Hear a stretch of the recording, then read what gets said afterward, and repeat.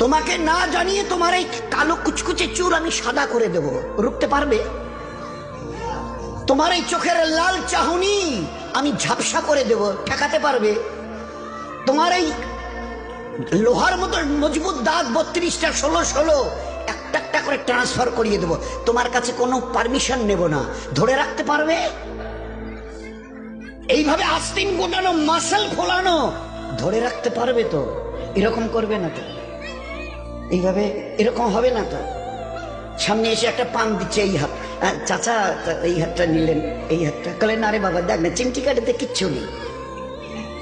আসমান থেকে আওয়াজ দিচ্ছে, ও হাত তোমার কথা শুনে আমার, এ হাত তোমার কথা শুনে আমার। আমি এর পাওয়ারকে শেষ করে নিয়েছি। এই দুটো পা যদি হনন হনন করে হেঁটে চলো, খালি একটা পায়ের যদি সামান্য একটু প্যারালাইসিস করে দিই না, তো জীবনভর করে হাঁটতে হবে। বেডরুম থেকে নিয়ে বাথরুম একদম লাগালাগি, অ্যাটাচড, আমরা বলি না অ্যাটাচড। তুই বেডরুম থেকে নেমে বাথরুম কত 4-5 হাত, বেডরুমের দেয়াল আর এটাই হচ্ছে বাথরুমের দেয়াল, মাঝখানে একটা দরজা। এখান থেকে উঠে ওই ওই ঘরের রুমটা পারবে? আছে পাওয়ার? কিসের দেমাগ তোমার? কিসের এই অহংকার তোমার? শুনুনি কোনোদিন নবীজির কাছ থেকে অহংকার, তাকাব্বুর এটা আমার চাদর, বড়াই এটা আমার চাদর, আল্লাহ বলছেন।